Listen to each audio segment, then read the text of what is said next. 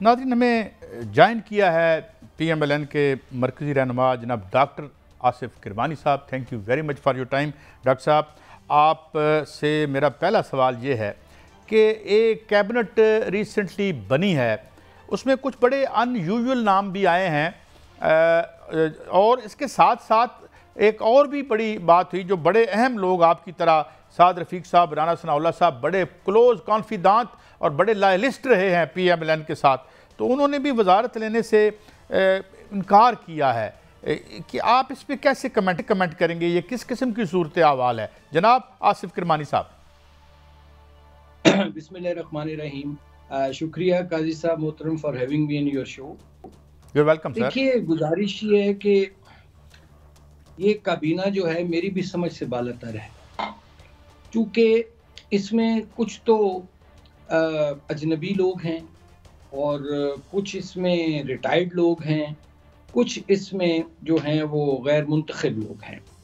तो मैं तो इसको एक समझूंगा कि एक डंग टपाओ किस्म की काबीना बनी है ये। किसी को अच्छा लगे बुरा लगे, बज़ाहिर जो नज़र आ रहा है। और जैसे वो कहते हैं ना कि एक देसी और एक गैर मुल्की जो चाट मसाला एक उन्होंने बना दी है चाट एक। अब देखते हैं कि ये मईशत के लिए ज़ूद है हज़म साबित होती है या मईशत की और बदहज़मी का बाइस बनती है।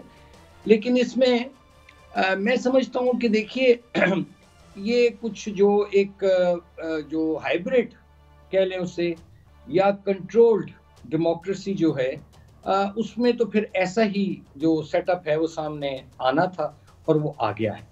अब हम सिर्फ दुआ ही कर सकते हैं कि जो आवाम के रियल इश्यूज़ हैं, महंगाई है, गुर्बत है, बेरोज़गारी है, और ये आज का नहीं मसला, मिडिल क्लास और गरीब का ये पिछले 75 सालों से मसला चला आ रहा है कि अमीर अमीर तर हुआ है, गरीब गरीब तर हुआ है।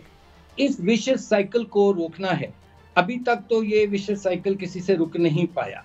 अब देखना ये है कि ये जो एक नया तजुर्बा इस कैबिनेट के ज़रिए किया जा रहा है, क्या वो अवाम की तवक्कुआत पर और अवाम की ज़िंदगियों में बेहतरी लाने और उनकी मुश्किलात और मसाइब में कमी का बायस बनेगा? We have to give them some time. अच्छा, नहीं वैसे तो डॉक्टर साहब चलें, ये तो अब सूबों में भी सूबों का मसला है और हम देख रहे हैं कि आपकी सूबाई हुकूमत अभी तक स्क्रीनों पर तो है, इंशाल्लाह उम्मीद है कि नीचे भी आएगी, वो बहुत तगो दो और बड़ी कोशिश हो रही है। अच्छा, अब ये जो आप काबीना की बात कर रहे हैं, क्या एक वजह ये भी है कि मियाँ नवाज शरीफ साहब जो हैं, क्योंकि उनके साथ बड़ी तवक्कुआत थी और ये वो आएंगे और ये एक मतलब बहुत बड़ा यानी एक बड़ा कार्ड था मुस्लिम लीग नून का, तो he stayed away from the, ये आ रही हैं बातें, तो क्या ये वजह भी हो सकती है क्योंकि मियाँ साहब ने गिव इन किया है, बड़े मियाँ साहब ने? मैंने सईद साहब मोहतरम काजी साहब, मैंने मियाँ साहब के साथ साल हर साल उनको जी जी पेशा, और मैं उनका काफ़ी हद तक मिजाज शनास हूँ, जैसे वो मेरे बारे में जानते हैं। गुजारिश ये है कि नवाज शरीफ साहब आज का नहीं, हमेशा से वो वीकर या जो मखलूत हुकूमतों के हक में कभी भी नहीं रहे, और अक्सर वो फरमाया करते थे कि भाई इसमें स्पेस कम होती है काम करने की, इंसान डिलीवर नहीं कर पाता। तो जब तवक्को के बरक्स मैं समझता हूँ जो नताइज आए, एक स्प्लिट मैंडेट आया, उसमें मैं जितना उनको जानता हूँ उसमें नवाज शरीफ साहब अपने लिए कुछ वो स्पेस नहीं देख पा रहे थे जिसकी वो तवक्को कर रहे थे। तो इसलिए उन्होंने मुनासिब समझा और उन्होंने अपनी फिर सारी तवज्जो जौन सी थी वो पंजाब पर फोकस कर दी कि भी चलो कम से कम यहाँ वो उनकी रहनुमाई में जो मरियम नवाज शरीफ हैं वो वज़ीर आला बने, क्योंकि मखलूत हुकूमतें जो होती हैं आप भी जानते हैं कि वो एक बैसाखियों पर होती हैं, उसमें ब्लैकमेलिंग भी होती है, उसमें गैर ज़रूरी दबाव भी आते हैं, मुझे ये दे दो, मेरे ये चाहिए मुझे, एक बहुत मैंने ये देखी है चीज़ें। तो ये अवामिल थे, और जहाँ तक आपने ये फरमाया कि बिल्कुल नवाज शरीफ साहब का हमारा स्लोगन यही था कि पाकिस्तान को नवाज दो। जी अच्छा, बिल्कुल। और उसके बाद पार्टी के लोग भी ये चाहते थे, अंदर ख्वाहिश थी कि नवाज शरीफ साहब, और बड़ी शदीद ख्वाहिश थी कि, और ख़ास तौर पे जो नवाज शरीफ साहब के बड़े करीबी और लॉयलिस्ट लोग थे, और बिलखसूस नवाज शरीफ साहब के सपोर्टर्स, वोटर्स और अवाम जो उनके चाहने वाले, वो नवाज शरीफ साहब को चौथी मरतबा वज़ीर-ए-आज़म देखना चाहते थे। लेकिन अनफॉर्चुनेटली वो रिजल्ट जो से थे वो मैं समझता हूँ हमारी तवक्कुआत के मुताबिक नहीं आए, और उसमें मैं समझता हूँ मियाँ साहब ने मुनासिब समझा कि वो पीछे हो जाएं, और शहबाज शरीफ साहब को आगे कर दिया जाए, क्योंकि शहबाज शरीफ साहब पहले भी इस किस्म की हुकूमत का PDM में की सूरत में तजुर्बा कर चुके हैं, और मियाँ साहब को चूँकि मखलूत हुकूमतों का सरबराही का तजुर्बा भी नहीं है। तो ये अवामिल थे, मैं समझता हूँ। लेकिन उससे ये ज़रूर हुआ कि वोट बैंक, चूँकि it belongs to Nawaz Sharif, vote bank तो नवाज शरीफ का। ये तो बेशक आपकी पार्टी में ज़ाहिर है वही हैं, लेकिन कुछ आवाज़ें ऐसी हैं। आसिफ सईद किरमानी साहब, आपके मुझे बुज़ुर्ग वालिद बुजुर्ग याद आ जाते हैं, तो फिर मैं उनका नाम भी बीच में ले लेता हूँ। हुजूर ये फरमाइए कि कुछ आपके बड़े लोग थे, मिसाल के तौर पर शायद खाकान अब्बासी साहब हैं, मिफ्ताह इस्माइल साहब हैं, इसी पार्टी के प्लेटफॉर्म से वो प्राइम मिनिस्टर बने, ये वज़ीर यानी ख़जाना बने। हर चंद की जो उनकी परफॉर्मेंस थी वो जैसे भी थी, मगर अब वो लोग भी ये आवाज़ें उठा रहे हैं कि जनाब यहाँ तो हल्के खुलेंगे, और ये फिर क्या वही सियासत जो 2013 से हल्के खोलने और बंद करने वाली है, हम उसकी तरफ जा रहे हैं? क्योंकि लाहौर में आपके कायद का हल्का खोलने की बातें अब TV पे लोग बरसरेआम कर रहे हैं। जनाब किरमानी साहब। जी मोहतरम कायद साहब, गुजारिश ये है कि ये बातें हो रही हैं, और इन बातों को तक़वियत उस वक़्त मिली, मैं समझता हूँ कि जब 8 फरवरी का जो इलेक्शन हुआ उसके नताइज ज़रा डिले से आना शुरू हुए, गैर ज़रूरी डिले हुई। पहले कुछ नताइज आ रहे थे, उससे कुछ और तासुर जा रहा था, उसके बाद जो डिले हुई और फिर रिजल्ट लेट आना शुरू हुए और काफ़ी दिनों तक आते रहे, उससे मज़ीद लोगों को शक व शुबात पैदा हुए। आया वो शक व शुबात दुरुस्त हैं या गलत, उसका फैसला तो जो प्रॉपर फोरम्स हैं, कहीं भी को हल्का अगर खुलता है, किसी का भी हल्का खुलता है, जाहिर है उसकी स्क्रूटनी अगर होती है तो वो प्रॉपर फोरम पर होगी। और अगर कहीं ऐसा हुआ है, कहीं भी, मैं किसी एक हल्के की बात नहीं करता, पूरे पाकिस्तान की मैं बात करता हूँ, कि अगर कहीं इसके, क्योंकि लोगों को शिकायत हैं, लोग जो हैं वो इस इलेक्शंस को वो एक मुतनाज़िया इलेक्शन समझते हैं, कुछ लोग उसको गैर मुतनाज़िया समझते हैं। लेकिन मैं समझता हूँ कि इस कौम को एक पेज पर लाने के लिए, इसकी तसल्ली तशफ़ी करने के लिए, और जो कैंडिडेट्स हैं जिनको शिकायत है, उनकी शिकायत का एक शफाफ और बड़े क्रिस्टल और क्लियर मैनर में वो होना चाहिए। जी बिल्कुल क्लियर होना चाहिए, जो जिसका हक है उसको मिलना चाहिए। वरना मैं देख रहा हूँ कि इसी तरह ये एक शोर शराबा रहेगा, और अवाम के जो रियल इश्यूज़ हैं, जैसे मैंने पहले अर्ज़ किया, और ख़ुसूसन जिन लोगों के लिए, मोहतरम काजी साहब, जिन लोगों के लिए जिन्ना साहब ने ये मुल्क बनाया था, वो गरीब और मिडिल क्लास के लिए था। यहाँ बदकिस्मती से लीड कैप्चर हो गया। अब उस लीड कैप्चर में एक और जो फोर्स है जिसने रिटेलिएट किया है इस इलेक्शन में, वो आपका है पढ़ा लिखा, एजुकेटेड, मिडिल क्लास का जॉबलेस यूथ। आप उससे डिस्कनेक्ट, अपने कनेक्ट नहीं कर पाए, डिस्कनेक्ट रहे उससे।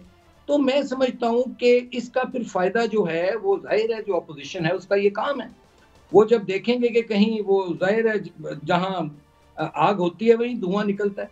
तो मैं ये समझता हूँ कि ये बड़ा अनफॉर्चुनेट होगा, क्योंकि इलेक्शंस जो होते हैं वो हमेशा क्लैरिटी लाते हैं। हमारी ये तवक्को थी कि ये इलेक्शंस जो हैं, ये सबकी तवक्को थी जिन्होंने लोगों ने वोट डाले, सुबह से लेकर रात तक लाइनों में खड़े होकर, कि इलेक्शंस क्लैरिटी लाएंगे। लेकिन वेरी अनफॉर्चुनेटली कि ये इलेक्शन जोन से हैं, इन्होंने मोर एम्बिग्विटी, मोर कंफ्यूजन, मोर केओस सा क्रिएट कर दिया, which is not good for Pakistan. अच्छा किरमानी साहब, मैं अभी ट्वीट्स देख रहा था मोहम्मद ज़ुबैर साहब की, जिसमें उन्होंने इरशाद डार साहब के हवाले से कहा, शायद हम चला भी सकें, जिसमें वो ये कहते हैं कि ये जो डार साहब का वज़ीर ख़जाना ना बनना है, इससे वो 16 माह जो हैं उनकी परफॉर्मेंस सामने आती है। किरमानी साहब, आप क्या इत्तफाक करते हैं कि ये 16 महीने, या अगर पिछली गवर्नमेंट जो थी यानी PTI की, वो अगर अपना दौर पूरा करती, तो मेरे ख्याल में PMLN was poised to win majority, और ये सूरत हाल ना होती। Do you agree? मैं बिल्कुल आपसे इत्तफाक करता हूँ, और नवाज शरीफ साहब भी इलेक्शंस फौरी जाने के हक में थे। ये मैं बात कर रहा हूँ 2022 अप्रैल की, मई की, और मेरा उनसे रब्ता भी रहा लंदन में। तो मैंने उनको यही तजवीज़ दी कि फौरी इलेक्शंस में जाना चाहिए, और उन्होंने इस बात से इत्तफाक किया। लेकिन फिर वो इमरान खान साहब लॉन्ग मार्च लेकर आ गए और उन्होंने धमकी दी, चले फाइन। लेकिन वो जब लॉन्ग मार्च नाकाम हो गया था, उसके बाद फिर हमें चाहिए था, एक और मौका मिला था कि हम उसमें इलेक्शन करा देते। तो यकीन कीजिए कंफर्टेबल मेजॉरिटी के साथ इस वक्त नवाज शरीफ साहब मैं समझता हूँ कि पाकिस्तान के वज़ीर आज़म होते, लेकिन अब वो मौका हाथ से चला गया। जहां तक रह गई आपने डार साहब की बात की, देखिए मैं डार साहब एक मेहनती आदमी है, इसमें कोई शक नहीं, he is very hard working person. अब हालात ऐसे थे उस वक्त, मिफ्ता इस्माइल को भी मैं क्रेडिट दूंगा, मैं वो शख्स नहीं हूं कि जो क्रेडिट ना दूं, जो जिसका है। मिफ्ता इस्माइल का भी, डार साहब का भी और शहबाज शरीफ साहब का भी एक क्रेडिट जरूर है पीडीएम की गवर्नमेंट में कि कम से कम मुझे एक डिफॉल्ट का मंत्रा था सुबह दोपहर रात, वो तो डिफॉल्ट से अल्लाह ताला की जात ने बचाया। लेकिन वो जो 16 महीने थे उसमें जो महंगाई आई और महंगाई का तूफान आया, उसने गरीब और मिडिल क्लास को कुचल के रख दिया और उसका जो खमियाजा था वो मैं समझता हूँ फिर हमें इन इलेक्शंस में भुगतना पड़ा।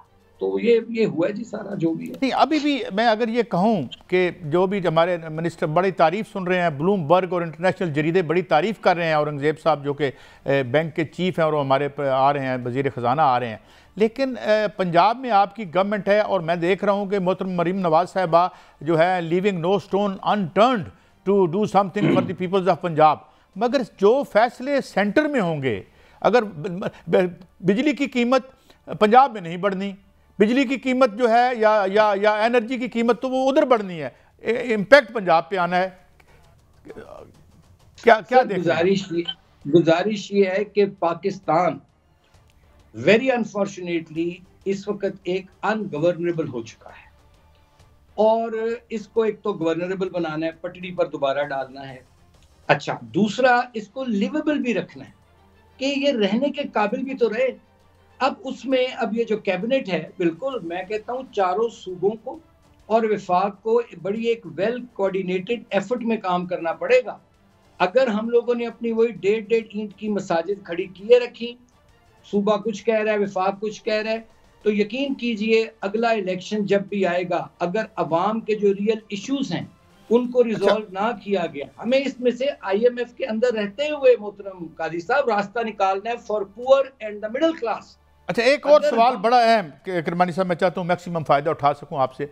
एक सूबे में गवर्नमेंट है जो कि आप कह लें KPK में, तो उसके साथ इश्यूज़ की बजाय क्या बेहतर नहीं है कि इससे में जो है वो मिलजुल के चला जाए? ठीक है, आप पहले पंजाब में गवर्नमेंट थी, आपकी गवर्नमेंट थी, और सेंटर में जो है वो बेनज़ीर भुट्टो की गवर्नमेंट थी, तो ये तो डेमोक्रेटिक सोसाइटीज़ में होता रहता है। तो क्या do you think we should avoid any kind of confrontation particularly in the wake of this economic crisis?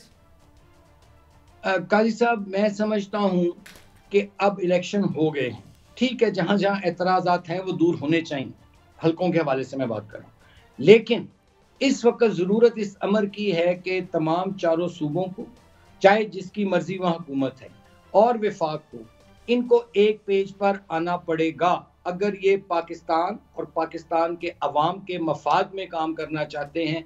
तो फिर इनको अपने अपनी, जो मैंने पहले अर्ज किया कि अपनी अपनी स्पेस देनी होगी एक दूसरे को, और जो अवाम के रियल इश्यूज हैं उनको एड्रेस करना होगा। अगर नहीं करेंगे तो अगले इलेक्शन में लोग फिर ये जो जमातें जो पहले कौमी जमातें थी, आप देखें सुकड़ कर ये सूबे तक आ गई हैं, अगर इन्होंने वही अपने वतीरा कायम रखा तो मुझे खदशा है कि अगला इलेक्शन जब आएगा तो ये जो विफाक वन लास्ट क्वेश्चन, आपने बड़े पॉजिटिव नोट पे कंक्लूड किया है, ये जिले तक महदूद होकर रह जाए। वन लास्ट क्वेश्चन, अभी जो सिद्दीकी साहब, इरफान सिद्दीकी साहब बड़े क्लोज हैं मियाँ साहब के, वो नैब के खात्मे की बात भी हो रही है, तो क्या कोई ऐसी लॉ मेकिंग है आपकी नज़र में आ रही हो? देखिए, ये ऑलरेडी नैब के हवाले से पार्टी में काफ़ी अरसे से, आज की बात नहीं है, ये सोच पाई जाती है कि इसमें कोई पॉजिटिव चीज़ें होनी चाहिए और जो नैब है उसको आर्म ट्विस्टिंग के लिए या सियासी इंतकाम का इदारा नहीं होना चाहिए। और इसमें मैं ये नहीं कहता कि इसको ख़त्म होना चाहिए, अगर ख़त्म भी हो जाए तो इसमें बुराई कोई नहीं, क्योंकि बाकी अकाउंटेबिलिटी के अदारे मौजूद हैं, अगर वो सही काम करते तो नैब की ज़रूरत ना पड़ती।